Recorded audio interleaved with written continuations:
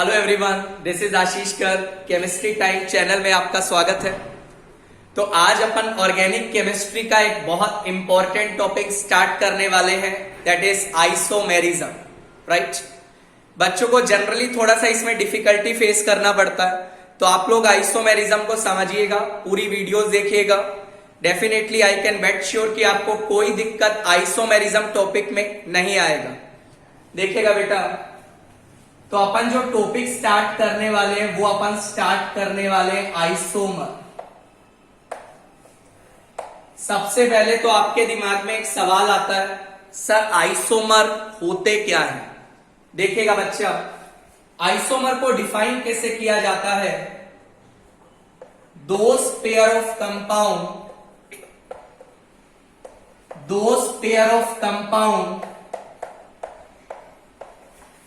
which have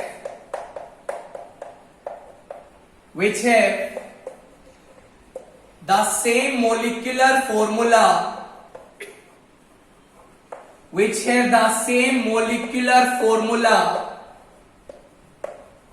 as well as same DBU।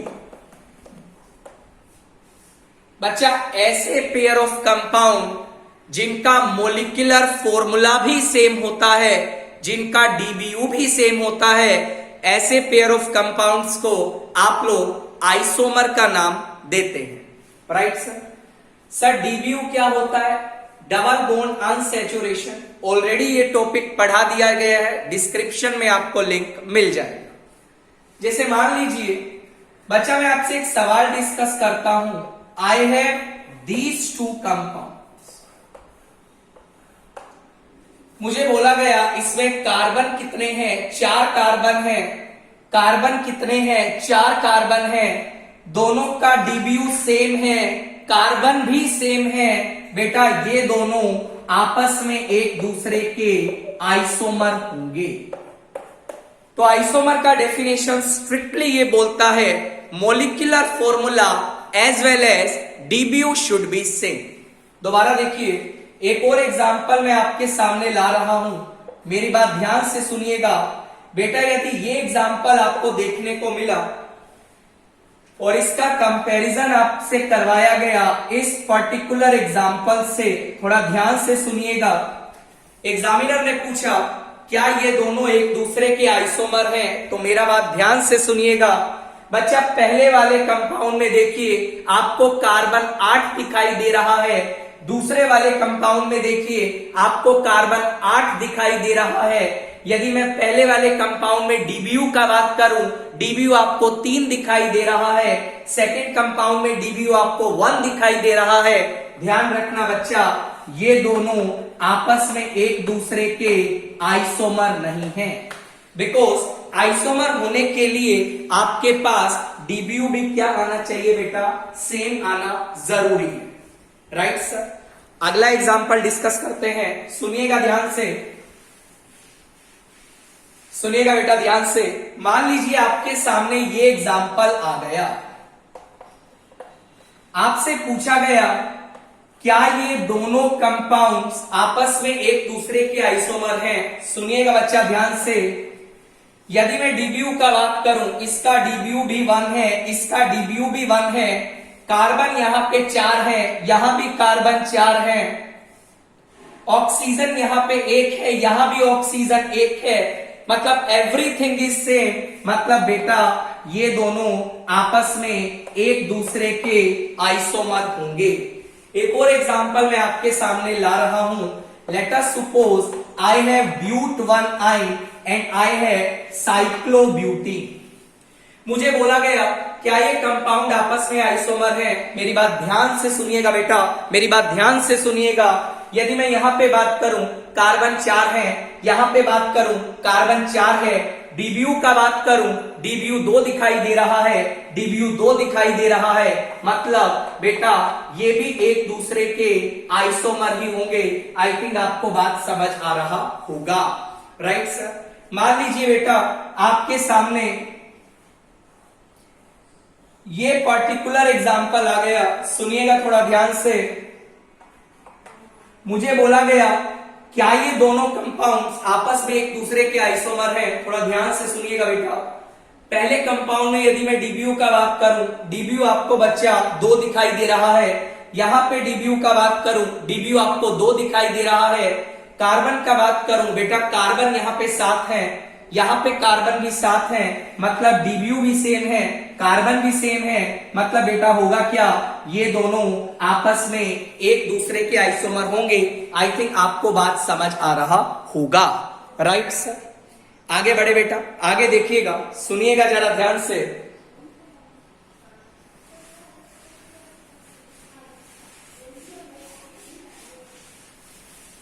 अब बच्चा जो आइसोमर है उसको ऑर्गेनिक केमिस्ट्री में 2 तरीके से क्लासिफाई किया है।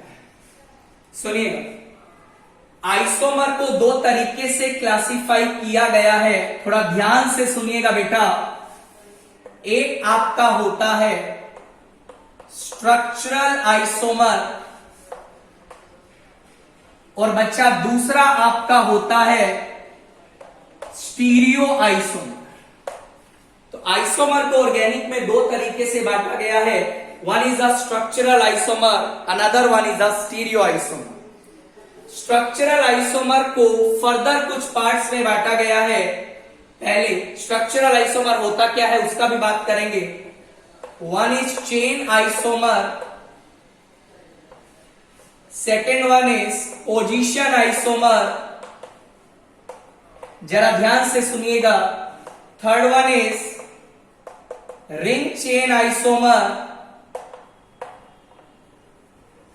Fourth one is functional isomer, fifth one is metamer, and last one बेटा आपका होता है टोटोमर। ये आपका स्ट्रक्चरल आइसोमर का क्लासिफिकेशन है। स्ट्रक्चरल आइसोमर को इस तरीके से डिवाइड किया गया है, इस तरीके से बांटा गया है। स्टीरियो आइसोमर्स को बच्चा 2 पार्ट्स में बांटा गया है, थोड़ा ध्यान से सुनिएगा। एक पार्ट आपका है conformational isomer,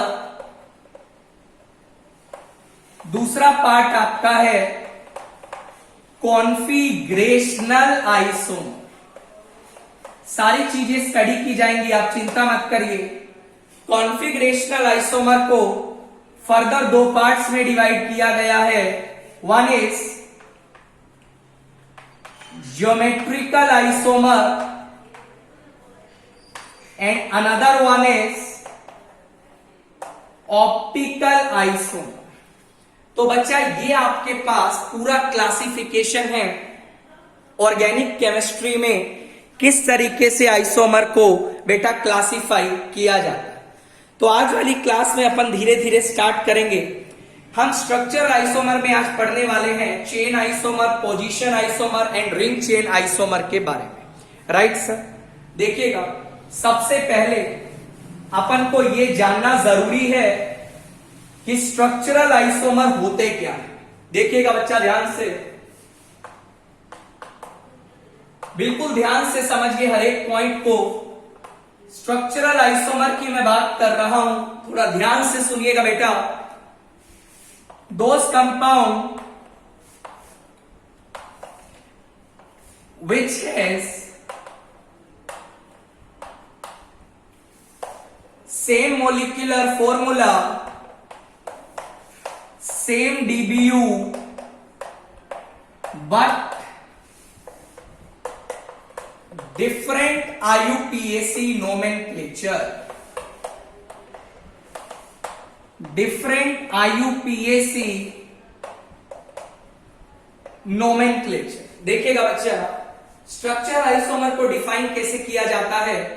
those compounds which have the same molecular formula, same DBU but different IUPAC nomenclature. देखिएगा बच्चा, आइसोमर का जो डेफिनेशन है उसमें मोलिकुलर फॉर्मूला और DBU सेम आना चाहिए, और यदि मैं उसमें फर्दर क्लासिफाई करता हूं स्ट्रक्चरल आइसोमर तो उसमें IUPAC नोमेनक्लेचर क्या आएगा बेटा, अलग अलग, राइट सर। आगे सुनिएगा, तो बेसिकली स्ट्रक्चरल आइसोमर में होता क्या है, ऐसे पेयर ऑफ कंपाउंड जिनका मोलिकुलर फॉर्मूला डीबीयू सेम होता है बट उनका आईयूपीएसी नोमेनक्लेचर क्या होता है, डिफरेंट होता है, राइट। यदि मैं बात करूं स्टीरियो आइसोमर के डेफिनेशन की, यदि मैं स्टीरियो आइसोमर्स की बात करूं बच्चा थोड़ा सुनिएगा,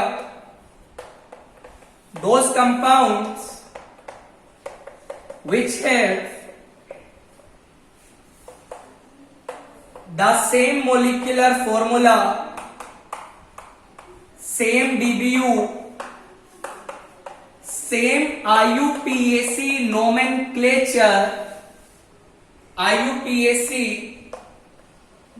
nomenclature, but arrangement of atoms or groups are different in 3D space। सुनिएगा, स्टीरियो आइसोमर में होता क्या है, ऐसे पेयर ऑफ कंपाउंड जिनका मोलिकुलर फॉर्मूला सेम होता है, जिनका आईयूपीएसी नोमेनक्लेचर सेम होता है, जिनका डीबीयू सेम होता है, बट एटम्स या ग्रुप्स का अरेंजमेंट 3D स्पेस में बच्चा क्या होता है, डिफरेंट होता है। ऐसे ऐसे आइसोमर को आप लोग बच्चा स्टीरियो आइसोमर की कैटेगरी में डालते हैं, राइट। तो अपन पढ़ने वाले हैं स्ट्रक्चरल आइसोमर। सुनिएगा, सारी चीजों को स्टडी किया जाएगा बट आराम से पढ़ेंगे, जल्दी नहीं करेंगे। सबसे पहले अपन बात करते हैं चेन आइसोमर के बारे में। बेटा किसके बारे में स्टडी कर रहे हैं अपन, चेन आइसोमर के बारे में अपन स्टडी करने जा रहे हैं। चेन आइसोमर क्या होता है मैं बताता हूं। चेन आइसोमर क्या है, स्ट्रक्चरल आइसोमर का पार्ट है। मतलब जो जो डेफिनेशन स्ट्रक्चरल आइसोमर की है डेफिनेटली वो डेफिनेशन तो चेन आइसोमर में आएगी ही आएगी। तो डिफरेंस कहां पे आएगा, सुनिएगा, या मैं सीधा बात करूं एक पॉइंट में, सेम मोलिकुलर फॉर्मूला होना चाहिए, सेम डीबीयू होना जरूरी है, डिफरेंट आईयूपीएसी नोमेनक्लेचर होना चाहिए। तो सर डिफरेंस कहां पे आएगा, सुनिएगा बच्चा, कहां डिफरेंस आएगा, there are different number of carbon atoms in the principal chain are present। सुनिएगा, चेन आइसोमर की यदि मैं बात करूं बच्चा, मोलिकुलर फॉर्मूला सेम होगा, डीबीयू सेम होगा, आईयूपीएसी नोमेनक्लेचर अलग होगा, ये तो आप जानते हैं। स्ट्रक्चरल आइसोमर की डेफिनेशन में ही आ गया था। चेन आइसोमर में डिफरेंस कहां मिलेगा, there are different number of carbon atoms in the principal chain are present. सुनिएगा बच्चा, मान लीजिए मैं आपको ये एग्जांपल देता हूं, दोनों में कार्बन 5 है, मोलिकुलर फॉर्मूला सेम है, दोनों में डीबीयू सेम है, दोनों का आईयूपीएसी नोमेनक्लेचर अलग है। सुनिएगा, यहां पे यदि मैं पूछूं चेन में कितना कार्बन है, 1 2 3 4 5 कार्बन है बेटा।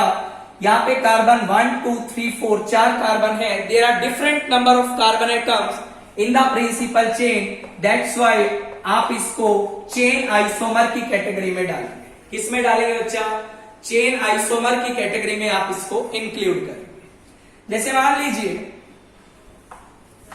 आपके सामने ये सवाल आ जाता है, मेरी बात ध्यान से सुनिएगा बेटा, कार्बन एटम सेम है, आईयूपीएसी नोमेनक्लेचर अलग है, डीबीयू सेम है। यहां पे यदि मैं बात करूं प्रिंसिपल चेन में बेटा आपको कितना कार्बन दिखाई दे रहा है, आपको 6 कार्बन दिखाई दे रहा है। यहां पे प्रिंसिपल चेन में आपको 4 कार्बन दिखाई दे रहा है। इसका मतलब प्रिंसिपल चेन में कार्बन एटम्स अलग है, दैट्स व्हाई इसको भी बेटा आप लोग चेन आइसोमर की कैटेगरी में ही डालने वाले हैं। आई थिंक आपको ये पॉइंट भी समझ आ रहा होगा। कुछ और एग्जांपल डिस्कस करते हैं, सुनिएगा बच्चा। जैसे मान लीजिए आपको ये एग्जांपल बच्चा दिया गया, मुझे बोला गया क्या ये चेन आइसोमर का पार्ट, सुनिएगा बिल्कुल सिस्टेमैटिक तरीका से चलिएगा। दोनों का डीबीयू आपको सेम दिखाई दे रहा है, दोनों का मोलिकुलर फॉर्मूला सेम है, दोनों का यूपीएससी नोमेनक्लेचर अलग है, बट डिफरेंस कहां पे आ रहा है? यहां प्रिंसिपल चेन में 4 कार्बन है, यहां प्रिंसिपल चेन में 3 कार्बन है, मतलब बेटा ये क्या है? आपस में एक दूसरे के चेन आइसोमर आपको दिखाई दे रहे हैं। राइट सर, नेक्स्ट पॉइंट देखिएगा। नेक्स्ट अपन बात करते हैं पोजीशन आइसोमर के बारे में। पोजीशन आइसोमर क्या होते हैं? पहले तो स्ट्रक्चरल आइसोमर का पार्ट है, मतलब जो जो डेफिनेशन स्ट्रक्चरल आइसोमर के लिए वैलिड है वो सारी डेफिनेशन पोजीशन आइसोमर के लिए भी क्या होंगी? वैलिड होंगी। मतलब same molecular formula, same DBU, different IUPAC nomenclature. कहां डिफरेंस आएगा? There are same number of carbon atoms in the principal chain but different position of multiple bonds, comma substituent and functional group। Definition position isomer की क्या बोलती है बच्चा? ऐसे pair of compound जिनका molecular formula same है, जिनका DBU same है, जिनका आईयूपीएसी नोमेनक्लेचर अलग है, but there are same number of carbon atom in the principal chain but different position of multiple bond, substituent and functional group। समझने की कोशिश करते हैं, थोड़ा ध्यान दीजिएगा प्लीज।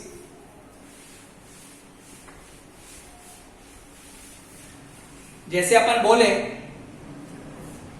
मान लीजिए अपन को ये एग्जांपल दिया है, डीबीयू सेम है, मोलिकुलर फॉर्मूला सेम है, आईयूपीएसी नोमेनक्लेचर अलग है, मतलब ये स्ट्रक्चरल आइसोमर तो है। राइट, यदि यहां मैं बात करूं मल्टीपल बॉन्ड को नंबर 1 मिला है, यहां मैं बात करूं मल्टीपल बॉन्ड को नंबर 2 मिला है, मल्टीपल बॉन्ड का पोजीशन अलग है, दैट्स व्हाई बेटा आप इसको पोजीशन आइसोमर की कैटेगरी में डालेंगे। राइट सर, मान लीजिए बेटा आपके सामने ये सिनेरियो आ जाए, इसको आप जेमिनल हैलाइड बोलते हैं, और एक आपके सामने ये सिनेरियो आ गया। यदि मैं आपसे पूछूं, आपको प्रिंसिपल चेन में 2 कार्बन दिखाई दे रहा है, यहां भी प्रिंसिपल चेन में 2 कार्बन है। यदि मैं सब्स्टिट्यूएंट की पोजीशन का बात करूं, यहां सब्स्टिट्यूएंट की पोजीशन 1-1 है, यहां सब्स्टिट्यूएंट का पोजीशन 1-2 है, मतलब सब्स्टिट्यूएंट की पोजीशन में डिफरेंस है, दैट्स व्हाई इसको भी बेटा आप क्या बोलेंगे? पोजीशन आइसोमर की कैटेगरी में ऐड करने वाले। राइट सर, जैसे मान लीजिए आपके सामने ये एग्जांपल आ जाए, मुझे बोला गया दोनों में आप बताइए क्या रिलेशन है? आप बोलेंगे सर कार्बन एटम तो सेम है, डीबीयू आपका सेम नहीं है, दैट्स व्हाई ये एक दूसरे के आइसोमर होंगे ही नहीं। ये आइसोमर है, राइट और नॉट? आगे सुनिएगा बच्चा। मान लीजिए आपके सामने ये एग्जांपल आ जाए, अब बच्चा ये एग्जांपल क्या करता है? गलत कर देता है, भावनाओं में डूब जाता है, एग्जांपल गलत करके आ जाता है। मेरी ध्यान से बात सुनिएगा, ये आपका डोंट फंक्शनल ग्रुप है, आईयूपीएसी नोमेनक्लेचर में बताया था, इसके कार्बन को प्रिंसिपल चेन में इंक्लूड किया जाता है। This is carbon 1, this is 2, this is 3, this is 4। Again इसको आप इंक्लूड करेंगे, this is 1, this is 2, this is 3। Principal chain में कार्बन अलग है, दैट्स व्हाई बच्चा आप लोग इसको चेन आइसोमर की कैटेगरी में ऐड करने वाले हैं। Similarly if I have this particular example, ध्यान रखना बच्चा गलती कर देता है, अगेन बच्चा आप इसको किस कैटेगरी में डालेंगे? चेन आइसोमर की कैटेगरी में डालेंगे। This is 1 2 3 4, this is 1 2 3 4। I think आपको बात समझ आ रही होगी। राइट सर, आगे देखिएगा, कुछ और एग्जांपल डिस्कस करते हैं। जैसे मान लीजिए बेटा आपसे बोला गया I have these 2 example, again this is 1 2 3 4, this is 1 2 3। इसको भी बच्चा आप चेन आइसोमर में डालेंगे, बट मान लीजिए आपके सामने ये एग्जांपल आ जाता है, मेरी बात ध्यान से सुनिएगा। नंबरिंग देखिए 1 2 3, नंबरिंग देखिए 1 2 3। प्रिंसिपल चेन में कार्बन एटम सेम है, बट आपके पास जो एनसी का पोजीशन है वो आपका अलग है। दैट्स वाई बेटा आप लोग इसको पोजिशनल आइसोमर की कैटेगरी में ऐड करेंगे, राइट। मान लीजिए बेटा आपके पास ये एग्जांपल आ जाता है, प्रिंसिपल चेन में कार्बन एटम्स का बात करूं, that is same. Principal chain में कार्बन एटम तो सेम है, बट डिफरेंस कहां पे है? डिफरेंस आपका OH की पोजीशन में है। दैट्स वाई इसको भी आप लोग PI की कैटेगरी में डालेंगे। मान लीजिए बच्चा आपके सामने ये एग्जांपल आ जाता है, मुझसे बोला गया दोनों में रिलेशन बताइए, दोनों में रिलेशन बताइए। Number of carbon atom same है प्रिंसिपल चेन में, सब्स्टिट्यूएंट का पोजीशन भी आपको 2 2 दिखाई दे रहा है। बच्चा ये दोनों आइडेंटिकल कंपाउंड हैं या ये दोनों आपके बच्चा सेम कंपाउंड है, राइट सर। ये आपस में आइसोमर है ही नहीं। कुछ और एग्जांपल देखिएगा, मेरी बात सुनिएगा ध्यान से। जैसे मान लीजिए आपके सामने ये एग्जांपल आ जाता है, मुझसे बोला गया दोनों में रिलेशन बताइए। ध्यान से सोचिएगा सिस्टमेटिक तरीका से। 1 2 3 4, 1 2 3 4 5। बच्चा correct answer is these are the chain isomer of each other. तो इस तरीका से आप चेन आइसोमर और पोजीशन आइसोमर को क्लासिफाई कर सकते हैं। नेक्स्ट बच्चा अपन डिस्कस करने वाले हैं, that is ring chain isomer.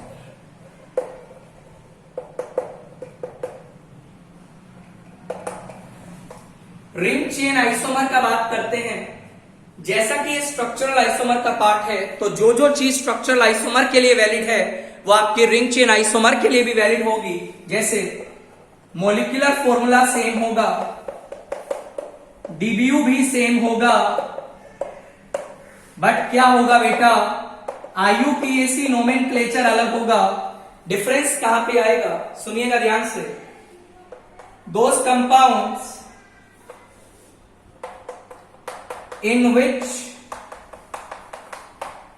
one form exists in cyclic form and other form exists in acyclic form। सुनिएगा बच्चा, ऐसे पेयर ऑफ कंपाउंड जिनका मोलिकुलर फॉर्मूला डीबीयू सेम है, IUPAC नोमेनक्लेचर अलग है, बट उसमें से एक फॉर्म आपकी साइक्लिक फॉर्म में एग्जिस्ट कर रही है और दूसरी फॉर्म आपकी एसाइक्लिक फॉर्म में एग्जिस्ट कर रही है, ऐसे पेयर ऑफ कंपाउंड को बच्चा आप लोग रिंग चेन आइसोमर की कैटेगरी में ऐड करते हैं। कुछ एग्जांपल की हेल्प से मैं बताना चाहूंगा, सुनिएगा मेरी बात ध्यान से बेटा। जैसे मान लीजिए आपके सामने ये एग्जांपल है, बच्चा डीबीयू सेम है, मॉलिक्यूलर फॉर्मूला सेम है, बट एक फॉर्म साइक्लिक फॉर्म में एग्जिस्ट कर रही है, एक फॉर्म एसाइक्लिक फॉर्म में है। बच्चा इसको आप लोग RCI की कैटेगरी में डालेंगे, that is ring chain isomerism. मान लीजिए बेटा आपके सामने ये पर्टिकुलर एग्जांपल आ गया, मेरी बात ध्यान से सुनिएगा बेटा। ये आपके पास साइक्लोब्यूटीन है, डीबीयू सेम है, कार्बन एटम सेम है। अगेन आप इसको किस में डालेंगे बच्चा? RCI की कैटेगरी में ऐड करेंगे। इसका मतलब क्या है, जब जब आपके पास एक फॉर्म एसाइक्लिक फॉर्म में होगा और एक फॉर्म साइक्लिक फॉर्म में होगा, आप उसको किस कैटेगरी में डालेंगे? दैट इज RCI की कैटेगरी में ऐड करेंगे। मान लीजिए बच्चा आपके सामने ये एग्जांपल आ गया, मेरी बात ध्यान से सुनिएगा। यदि मैं आपसे पूछूं इन दोनों में क्या रिलेशन है, number of carbon atom same है, डीबीयू आपका सेम है, ये फॉर्म एसाइक्लिक फॉर्म में है, ये फॉर्म साइक्लिक फॉर्म में है, आप बच्चा RCI टिक करके आएंगे। इन दोनों में क्या रिलेशन है, आप बच्चा RCI टिक करके आएंगे। बट मान लो एग्जामिनर ने पूछ लिया मुझे ये बता इन दोनों में क्या रिलेशन है, यहां प्रिंसिपल चेन में 6 कार्बन है, यहां प्रिंसिपल चेन में 5 कार्बन है। बेटा आप लोग इसको चेन आइसोमर की कैटेगरी में ऐड करने वाले हैं। आई थिंक आपको मेरा बात समझ आ रहा होगा, राइट सर। अब होता क्या है, कभी कभी क्या होता है, सुनिएगा मेरी बात। If RCI is not given in the option. मान लो बच्चा ऑप्शन में रिंग चेन आइसोमर दिया ही नहीं है, then we have to tick on functional isomer. ध्यान रखना, यदि आपको आरसीआई ऑप्शन में ना मिले तो उस सिचुएशन में आप लोग फंक्शनल आइसोमर को टिक करके आइएगा. होता क्या बेसिकली, कोई कंपाउंड या कोई पेयर ऑफ कंपाउंड एक से ज्यादा आइसोमर्स भी दिखा सकता है. तो अपन को क्या करना है, मोस्ट एप्रोप्रिएट आंसर पे टिक मारना है. ध्यान रखना, आरसीआई ऑप्शन में ना मिले, फंक्शनल आइसोमर मिले तो फंक्शनल आइसोमर पे टिक करके आ जाइएगा. सर मान लीजिए मोर देन वन में सवाल आ गया, आरसीआई भी दिया है, फंक्शनल आइसोमर भी दिया है, तो ध्यान रखिएगा बेटा, यदि दोनों ऑप्शंस में दिए हैं तो आप लोग आरसीआई और फंक्शनल आइसोमर दोनों को ही टिक करके आएंगे. But more appropriate answer is RCI. More than one में आता है, दोनों को आप लोग क्या करके आएंगे, टिक करके आएंगे. तो इस तरीका से आप लोग chain isomer, position isomer and ring chain isomer के बारे में स्टडी करते हैं. नेक्स्ट क्लास में अपन डिस्कस करने वाले हैं फंक्शनल आइसोमर एंड मेटामर के बारे में. उम्मीद करता हूं आपको वीडियो काफी अच्छा लगा होगा. वीडियो अच्छा लगा तो चैनल को लाइक करिएगा, सब्सक्राइब करना मत भूलिएगा. आप लोग अपना ध्यान रखिएगा बच्चा. Take care, bye.